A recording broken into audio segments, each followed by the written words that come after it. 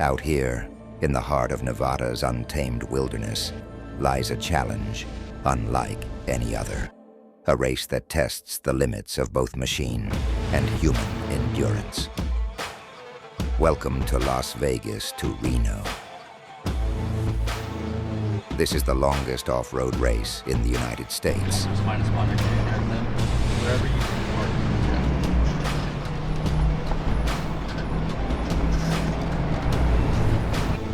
Spanning over 500 miles of some of the most unforgiving terrain, this race isn't just about speed.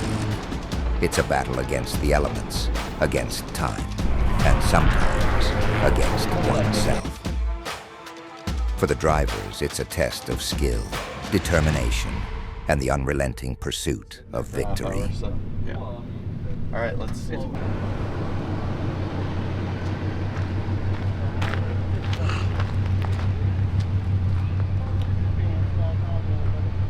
But what makes this race truly extraordinary?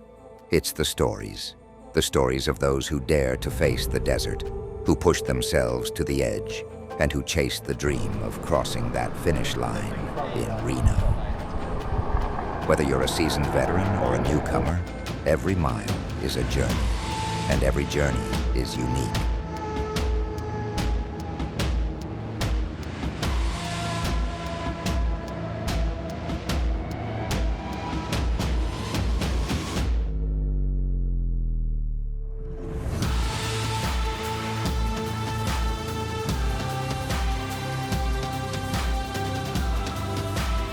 This is not just a race, it's a war. It requires sacrifice and determination in the face of overwhelming adversity. The fire will strengthen the sword, but it is nothing without the person who wields it. This is where you find yourself. The well isn't out in the desert, it's in you.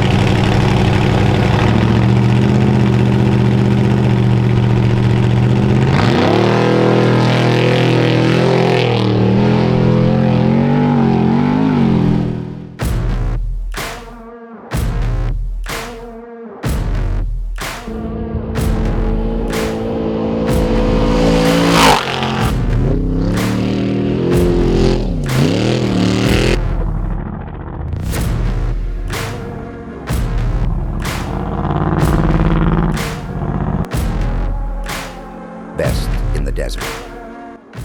In partnership with the Bureau of Land Management, painstakingly maps out a 550-mile course every year for the last 30 years. It twists and turns at speeds of over 100 miles per hour. The dust is a monster that will swallow you whole. Every mile has hazards. Some are marked. There are no lights. There are no gas stations. You have only what you can carry on the truck. And in this race, every ounce counts.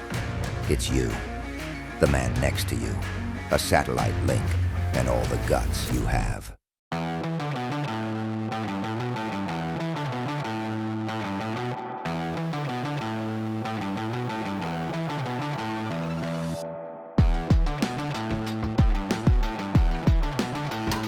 The team led by Rob Parsons needs to prepare the truck for time trials. They are critically low on staff and sleep. The mission is simple. Don't quit.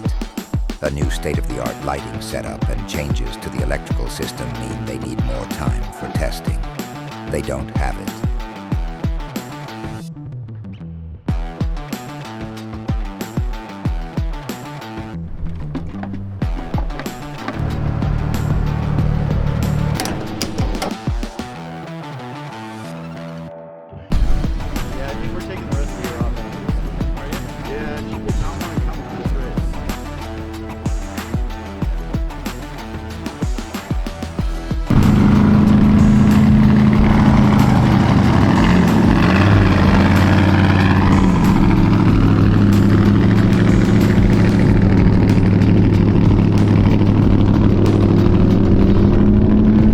but how do you feel about the run?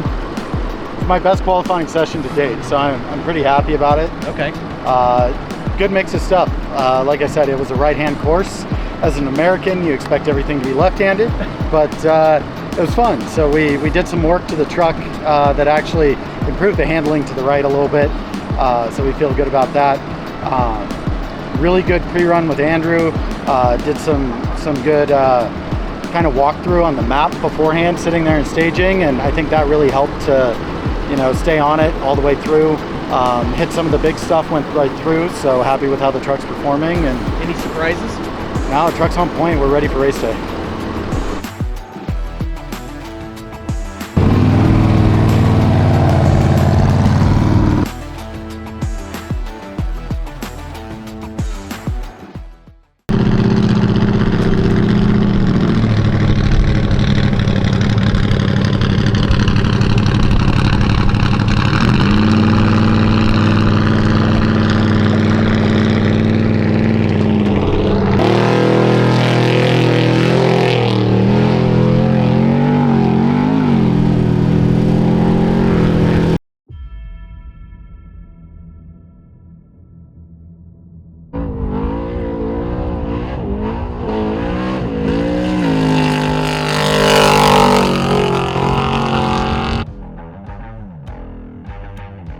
Rob and Andrew are in serious trouble.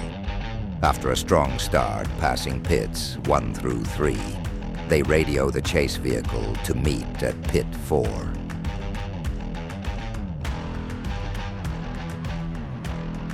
A mission-critical part of the drivetrain wants to come apart, and the desert is demanding a sacrifice. This is a part they don't have. No one has it. The open desert is the last place on Earth you should be welding anything. It's time to get creative.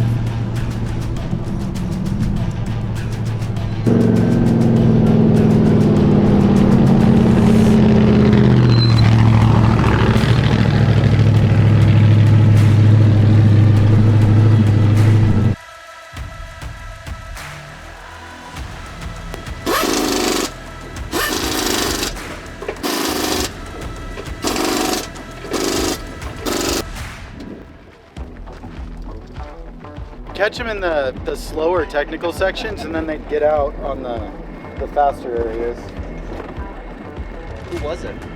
A couple different trucks.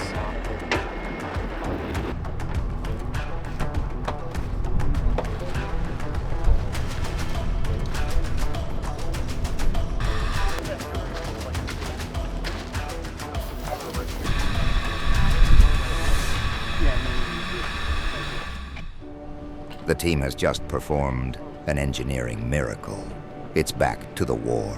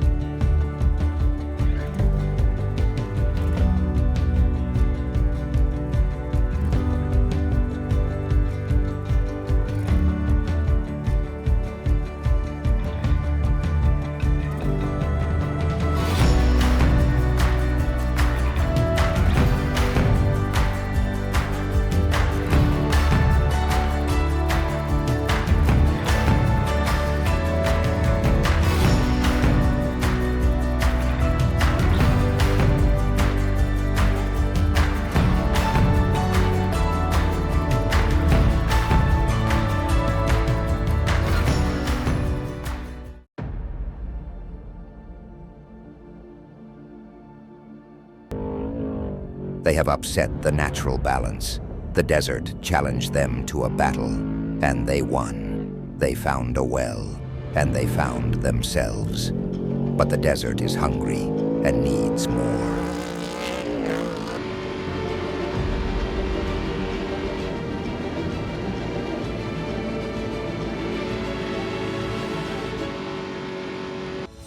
They are off the track and not moving. The chase vehicle has no visual or radio contact, and details are scarce. Somewhere 10 miles out from Pit 5, the desert has chosen the time and place of the last stand. The chase vehicle races through an old mining town to get to Pit 5 and see if anyone has spotted them or stopped to help. Somewhere out there, the desert is trying to end it all. On a split line used by others before, the team encountered a boulder dug in at the bottom of a steep drop-off. At a force of over 6 Gs, a rapid deceleration occurred high-centering the truck on the rock. After digging the truck out and limping to the Goldfield pit, they discovered the extent of the damage.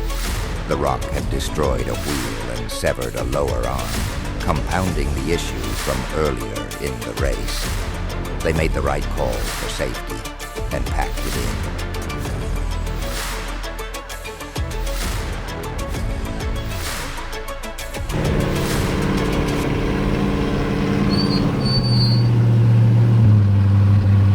If you're going to push a piece of machinery to the limit and expect it to hold together, you have to have some sense of where that limit is. They found that limit today and will come back stronger, ready for the next battle.